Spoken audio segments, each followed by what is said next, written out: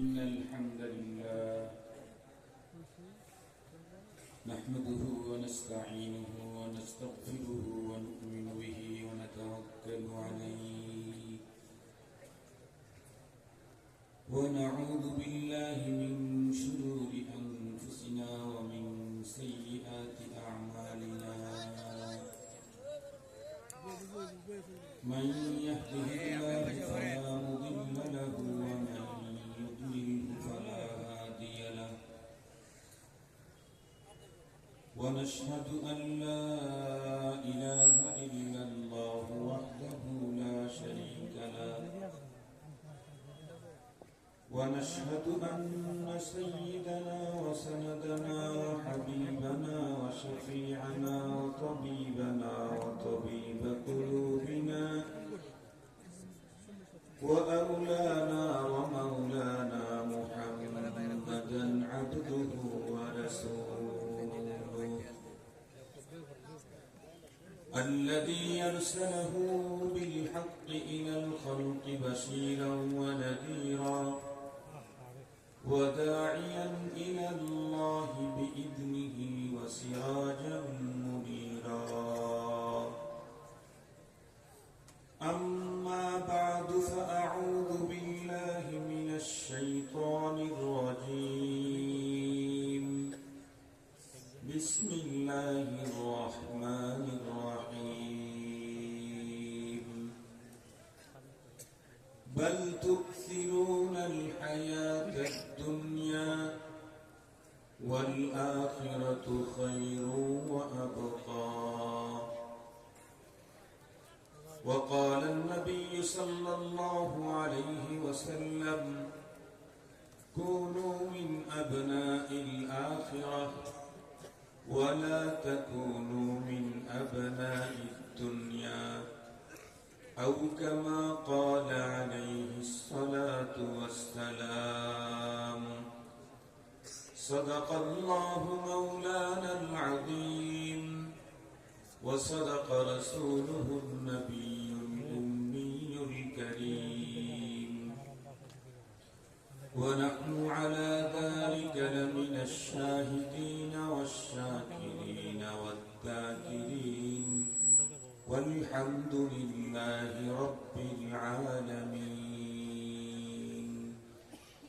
اللهم صل على سيدنا مولانا محمد وعلى آله وأصحابه وبارك وسلم اللهم صل على محمد النبي الأمي وعلى آله وسلم تسليما يا رب صل وسلم دائما أبدا على حبيبك خير الخلق كلهم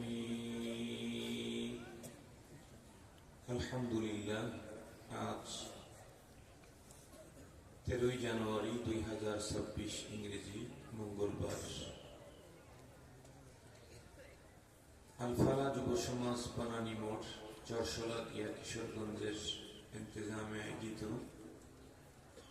2 দিন ব্যাপী 13তম সালানা শানে রিসালাত সম্মেলন এর আখিরি দিনের আখিরি অধিবেশনের সদরে ইজলাস সম্মানিত সভাপতি মুআজ্জাজ হযরত বুজুর্গ উলামায়ে কেরাম আজিজ তালাবা সম্মানিত সুধী সর্বপ্রথম মহান আল্লাহ পাকের দরবারে আলিশান লাখ কোটি শুকর যে রব্বে করিম বড় দয়া করে আমাদের হায়াতকে দীর্ঘায়িত করেন আজকের এই মুহূর্ত পর্যন্ত সুস্থ সবল রেখে দুনিয়ার নানা ব্যস্ততাকে পিছনে ফেলে রেখে দ্বীনের নিসবতে মহানবী সাল্লাল্লাহু আলাইহি ওয়াসাল্লামের মহব্বতে দ্বীনি আলোচনার বরকতপূর্ণ মজলিসে আহলুল্লাহদের সহবতে আমাদেরকে হাজির তৌফিক দিয়েছেন সে মহান মহিয়ানের দরবারে আমরা প্রত্যেকেই শুকরগুজার হচ্ছি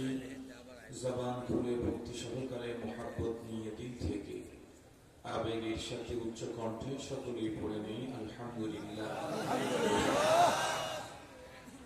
মুহতারাম হাজরিন, গতকালকে এবং আজকেও দেশের বরেণ্য হযরত উলামা মাশায়েখদের জবানে গুরুত্বপূর্ণ দ্বীনি আলোচনা শুনছিলেন।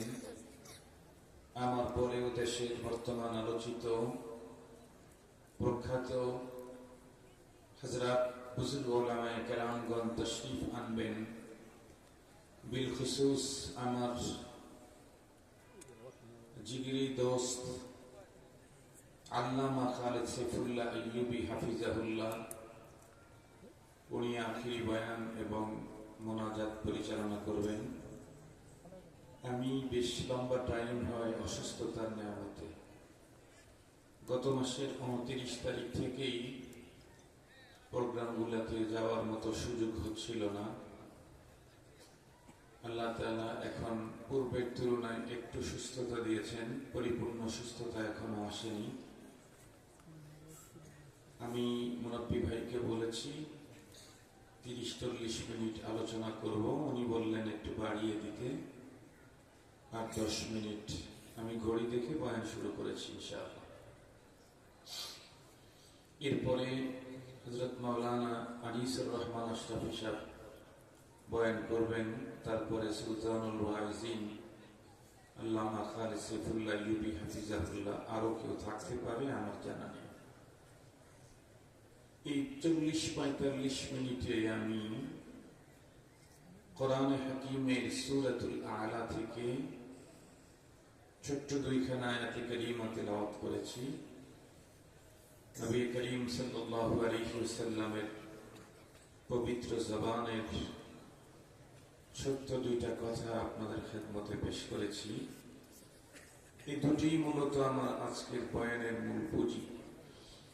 এই দুটিকে সামনে নিয়ে ওসি আউয়ালান নাফসি ওয়া ইয়াকুম, আমি যে কথাগুলি বলবো এই কথার প্রথমে আমি আমাকেই বলবো, আপনাদেরকেও বলবো। আমার নসিহত প্রথমে আমার নিজের জন্য, এরপরে আপনাদের জন্য। আল্লাহ পাকের কোরআনে আল্লাহ তাআলা ছোট্ট দুইটা আয়াতে কারিমাতে এমন এক মহান মেডিসিন দিয়েছেন এবং বর্তমান পৃথিবীর মানুষের ভিতরে দুনিয়া অশান্ত হওয়ার কারণ এবং তার প্রতিকার মাত্র 2 আয়াতে কারিমাতেই দিয়েছেন। আমি আমার আলোচনাটাকে ওই ধাঁচে পেশ করতে চাচ্ছি না, যদি সুযোগ হয় শেষে বলে দেব। আমি আরো একটা দিক থেকে এই আলোচনার আয়াতের আলোচনা আপনাদের খেদমতে পেশ করতে চাই। কোরআনে কারীম তো মহাসমুদ্র। একই আয়াতের তাফসীর যদি 10 জন মুফাসসির করতে থাকেন, 10 জনের মুফাসসিরের তাফসীর সবগুলি একরকম হবে না। এটা মহাসমুদ্র। তবে পৃথিবীর যেখান দিয়েই ঘুরুক শেষ পর্যন্ত ওই আয়াতে কারিমাতে গিয়েই জমা হবে। ওইটা হলো মূল। আমি যে আয়াতে কারিমা তেলাওয়াত করেছি, এখানে আল্লাহ তাআলা আমাদেরকে বলছেন বাল তুকসিরুনাল হায়াতাদ দুনিয়া, তোমরা দুনিয়ার হায়াতটাকে প্রাধান্য দিচ্ছ। কিসের উপরে? আখিরাতের উপরে। কারণ দুনিয়ার বিপরীত তো আখিরাত। ওয়াল আখিরাতু খায়র ওয়া আবকা। আল্লাহ বলেন অথচ যেটাকে বাদ দিয়ে যেটা ধরলাম, যেটাকে বাদ দিলে আসে আখিরাত, যেটা ধরেছ তার চাইতে অনেক উন্নত। তার মধ্যে মৌলিক 2টা কথা আল্লাহ তাআলা এখানে বর্ণনা করেছেন। আমরা পৃথিবীর যে কোনো জিনিস চয়েস করি 2টা জিনিস দেখি। যে কোনো বস্তু চয়েস করতে 2টা জিনিস খুঁজি। 1 নাম্বার সুন্দর, আর 1 নাম্বার স্থায়িত্ব। একটা জিনিস অনেক সুন্দর কিন্তু লা সাবাতা লাহা, কোনো স্থায়িত্ব নাই, তাহলে ওটা আমরা নেই না, এটা নষ্ট, 3 দিন যায় না। আর একটা জিনিস অনেক লম্বা টাইম টিকে কিন্তু দেখতে চয়েস হয় না, এটা কেউ নেয় না। পৃথিবীর প্রতিটি মানুষ যে কোনো বস্তু চয়েস করতে 2টা জিনিস দেখে। একটা হলো তার সৌন্দর্য, আর একটা হলো তার স্থায়িত্ব। আমরা যারা দুনিয়ার মানুষ, আমরা পৃথিবীর যে কোনো জিনিস চয়েস করতে এই দুইটা দেখি, শুধু দুনিয়া চয়েস করতে এই দুইটা দেখি না। আমাদের এখন সবচেয়ে বড় চয়েস হলো দুনিয়া। আমাদের পূর্বপুরুষ, পিতা দাদা, কিন্তু 40 বছর আগের কথা বলতেছি মাত্র, সেই সময়ের মানুষগুলির হায়াত আমাদের তুলনায় বেশি ছিল। আপনি লক্ষ্য করে দেখবেন, এখন থেকে 40 বছর আগে গ্রামে যেই পরিমাণে বৃদ্ধ মানুষ দেখা যেত, এখন গ্রামে ওই পরিমাণে বৃদ্ধ মানুষ দেখা যায় না। আপনাদের মনে পড়ে কিনা?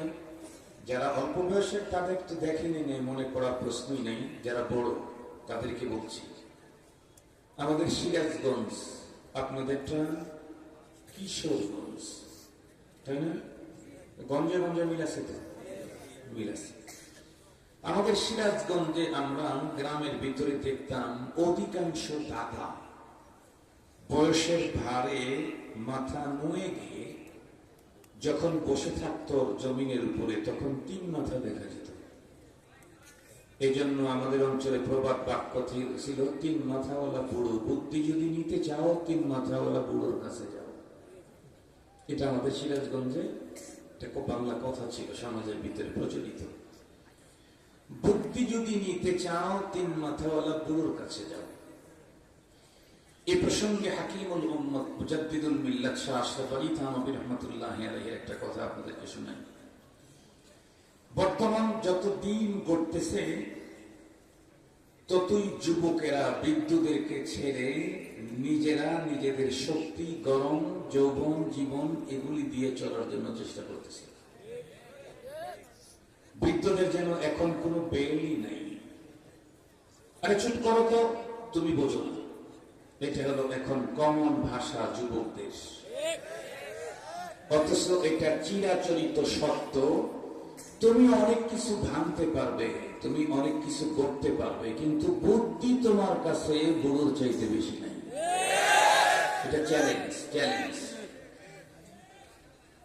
বুদ্ধি তোমার কাছে বুড়োর চাইতে বেশি নেই। কেন? বুদ্ধি মূলত পরিপক্ক হয়ে হলো মুশাহাদার দ্বারায়, অভিজ্ঞতার দ্বারায়। তোমার বয়স 45 বছর, ওনার বয়স ডাবলেরও 5 বছর বেশি। সঙ্গত কারণে বুদ্ধি তার চাইতে তোমার বেশি হতে পারে না। হাকিমুল উম্মত থানভী রাহমাতুল্লাহ আলাইহি একটা চমৎকার ঘটনা বলছেন, এটা শুনাই, মজাও লাগবে, আমারও লক্ষ্য হাসিল হবে। ইন্ডিয়াতে এক বিবাহ অনুষ্ঠানে কনে পক্ষে বরযাত্রীদেরকে একটা শর্ত দিয়েছে যে তোমরা যেদিন বউ নিয়ে যাওয়ার জন্য আসবা, সেই দিন আমাদের বাসায় যতগুলি খুশি ততগুলি আসো, কিন্তু কোনো বয়োবৃদ্ধ মানুষ আনতে পারবা না, সব আসতে হবে টাকরা জওয়ান। বরযাত্রীর ভিতরে যদি একটা বুড়ো মানুষ থাকে, তাহলে তো বিয়ে হবেই না, খাবারও দেব না। এখন যুবকেরা খুব খুশি, থ্যাংক ইউ, মনের মতো করে একটু আনন্দ করতে পারবে। কারণ আনন্দ করতে গেলেই তো বাদশা যে বুড়ো লোকগুলি। কেন? কারণ বুড়ো লোকগুলি যাই করে কিছুক্ষণ পরে পরে শুধু কবরের কথা মনে পড়ে। ওটা তোমারও একদিন পড়বে। আজকে তোমার ধান্দা ফিকির হলো গাড়ি করব, বাড়ি করব, চেয়ার দরকার, পাওয়ার দরকার, অর্থ দরকার, সম্পদ দরকার, নেতা হওয়া দরকার, আরো অনেক প্ল্যান। কিন্তু এই মানুষটাই চলতে চলতে চলতে চলতে যখন সন্ধ্যা সিধা হয়, বয়স একটু বেশি হয়, এখন আর নিজে নিজে দাঁড়াইতে পারে না নাতির সাহায্য ছাড়া। ওকে জিজ্ঞেস করো, দাদা এখন তোমার কয়টা আকাঙ্ক্ষা আছে? দেখবা যত মানুষের সাথে সাক্ষাৎ হয়, প্রত্যেকটা মানুষকে বলে ভাই, বাবা, এই নাতি, বেটা, চাচা, আঙ্কেল, দোয়া করো আল্লাহ যেন আমাকে ইমানের হালতে মরণটা দেয়। সব রোকসত শেষ, সব তামান্না শেষ।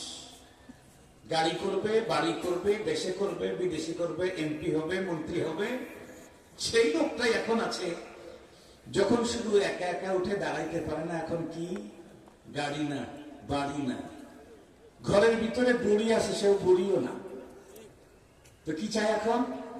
ইমানের হালতে মরণটা চাই। কেন? ইমানের হালতে মরতে না পারলে জান্নাতে যাওয়া যায় না। তো যে কথা বলতেছিলাম, যুবকরা খুব খুশি, থ্যাংক ইউ, সব জওয়ানরা যাবো, একটা মজা করে আসবো। ঠিক আছে, কিন্তু ছেলে পক্ষে, বর পক্ষের মুরব্বীরা খুব টেনশন। ছেলেরা বলে না কিচ্ছু লাগবে না, আমরা তো যাচ্ছি অনেকগুলি, 3 গ্রাম তো আমরাই সাইজ করতে পারবো, কি ঝামেলা করবে ওরা? মুরব্বীরা বলতেছে না, শুধু শারীরিক শক্তি দিয়ে সবকিছু হয় না, ব্রেনের শক্তি অনেক বড়। একটা পর্যায়ে তারা ওখানে যাচ্ছে, মুরব্বীরা বলল কমপক্ষে একজন, তোদের চয়েস মতোই একজন বৃদ্ধ লোককে সাথে করে নি। কিছু বৃদ্ধ লোক আছে না যেগুলা জওয়ানরা খুব চয়েস করে, কেন? খুব মজা মজার কথা বলে, হাসি তামাশা করে। এরকম এক বৃদ্ধ লোককে ওরা চয়েস দিছে, এটারে নিলাম। কিন্তু এটা যদি ওখানে দেখায়, ফেস দেখায়, তাহলে কিন্তু বিয়ে হবে না, খাওয়া হবে না। এই জন্য তারে নিয়ে আগে কিন্তু সোনালী আঁশের খুব চাষ হতো। সোনালী আঁশ কিনেন নাকি আপনারা? পাট চিনেন? পাট চাষ হতো। তো এক পাশে এক জায়গাতে পাট ক্ষেতের ভিতরে বুড়াদার রেখে গেছে। বলছে, দাদা তোমাকে তো গ্যালারিতে নেওয়া যাচ্ছে না, ঝামেলা হবে, তুমি এখানে থাকো, খাবার কেমনে পৌঁছান লাগে আমরা দেখবো না। যতগুলি নাতি আমরা এখানে আসছি, এক লোকমা করে পকেটে উঠাইলে তো তোমার মতো দাদা মাটি খাবার দিয়ে। ঠিক আছে, অসুবিধা নেই। গিয়া দেখে যে খাবারের সিস্টেম, আইটেম অনেক উন্নত। বলতে গেলে জীবনে এই মানের খাবার কোনোদিন কোনো বিয়ে অনুষ্ঠানে দেখে নেই, এত উন্নত খাবার, এত আইটেম। কিন্তু সিস্টেম হলো কি, এক টেবিলে 4 জন করে বসতে হবে, সামনাসামনি, 2 জন এই দিকে, 2 জন ওই দিকে। তো আরো মজা, বেশি গাদাগাদি হয় নাই। এখন খাবার যখন সামনে পরিবেশন করছে, ইচ্ছে মতো উঠায় নিয়ে খাওয়া, যত খেতে পারো, বুফে খাওয়া। তো আল্লাহর বান্দারা খুব টাইট হয়ে বসতেছে যে আজকে ওদের শর্ট ফালায়। এটা কিন্তু অতীতের বাঙালি ঐতিহ্য, বিয়ের অনুষ্ঠানে খাবার শর্ট করে দিতে পারলে বিজয়। এটা বাঙালির একটা ঐতিহ্য ছিল, জানি না কিশোরগঞ্জে ছিল কিনা, সিরাজগঞ্জে ছিল। এটা ইসলাম এটাকে সমর্থন করে না। যাই হোক, ওই কথা আমি আজকে করবো না। কিন্তু খাবারের আগে, হাত ধোয়ানোর আগে, সবগুলার হাতের ভিতরে, ডাইন হাতের ভিতরে একটা লম্বা পাইপ ঢুকে দিল, কবজি থেকে শুরু করে একেবারে বগল পর্যন্ত দিয়া হাত ধোয়া দিয়ে ডেকে বলল, এখন যার যার খাবার খাও, মজা করে খাও, যতবার খাও। এখন আপনি বলেন তো দেখি, টেবিলের উপরে হাত দিয়ে যদি আমি মজা করে ওই মাখান টাকান সব ঠিকঠাক করলাম, এরপরে আমার এই হাতটা যদি পাকা না হয়, তাহলে আমি আমার খাবার মুখের দিকে দিলেও তো মোদির দিকে চলে দিব।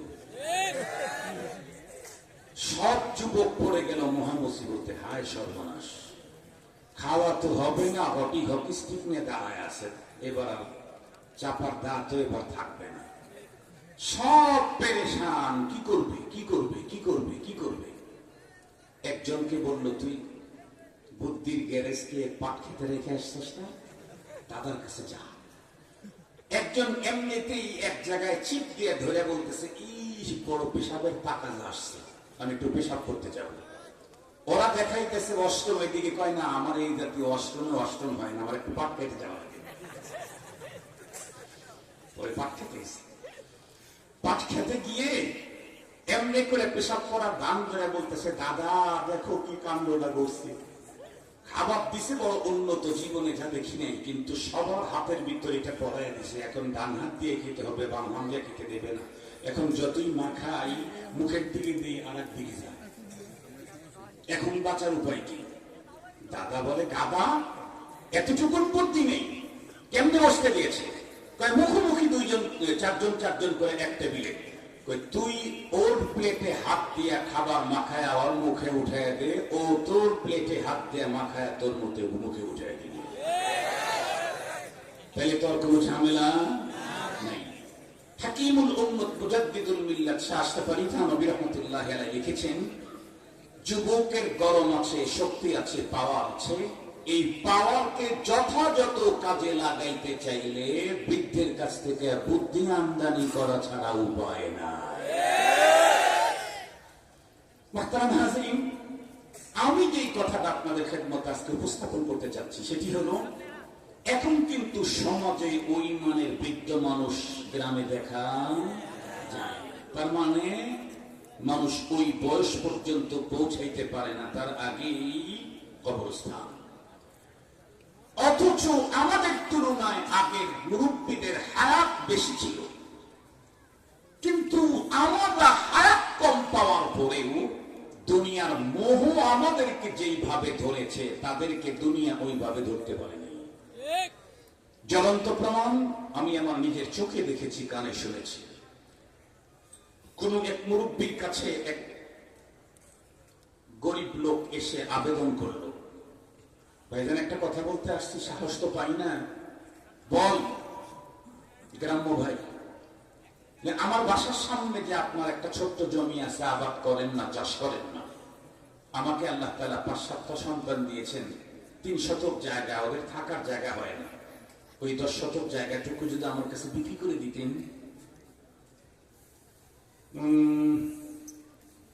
জায়গাটা তুই কি করবি? ভাই আমার ছেলের একটু থাকার মতো ব্যবস্থা হতো। তোকে কয় টাকা দিবি বল? একটু হাসি রস করে বলতেছে, ভাই আপনি বলেন কত টাকা নিবেন, না তুই একটা বল। তো বলছে, ভাই ধরে নেন 5 লাখ টাকা দেব, 10 শতক জমি। সে এমনি মশকারি করে বলছে, এটা তো এখন 10,000 টাকা এমনি দিবে, যা জায়গা জমির দাম হয়ে গেছে না। সে তখন উত্তর করলো, ভাই আমি তো গরিব মানুষ, আপনি তাই বলে দেন কি দেব। উনি বললেন, ঠিক আছে তুই যা দিতে পারিস তাই দিস। এই খবরটা শোনার সাথে সাথেই ওই জমির আরো একটা লোকের দরকার, তার সেম কন্ডিশন। এই লোক চলে আসছে আমার জমির মালিকের কাছে, এসে কথা বলতে শেষ পর্যন্ত বলতেছে, ভাইয়া ওই জায়গাটা তো আমার খুব দরকার ছিল, আল্লাহ তো আপনাকে অনেক সম্পদ দিয়েছে, একটু জায়গা দিলে আমার সন্তানেরা থাকতে পারতো। কোন জায়গার কথা বলতেছিস? অমুক জায়গা। ওইটা না বিক্রি করে দিচ্ছি। কার কাছে বিক্রি করলেন? সব কিন্তু জেনেই এসেছে। কার কাছে বিক্রি করলেন? বুঝি যে অমুকের কাছে আসছিল। ভাই কত টাকা বিক্রি করলেন? না আমি কোনো দাম বলি নাই, ও 10,000 টাকা বলছে, আমি বলছি যে এখন তো 5 লাখ বলছে, আমি বলছি যে এখন তো 10,000 টাকা এটা অ্যাভেলেবেল বিক্রি হবে। পরে ওকেই বলছি তুই যেটা পারস দিস। এই লোকটা তখন বলে, ভাই লেনদেন তো হয় নাই। এই মুরব্বী তখন রেগে গিয়ে বলে, কি বললি তুই?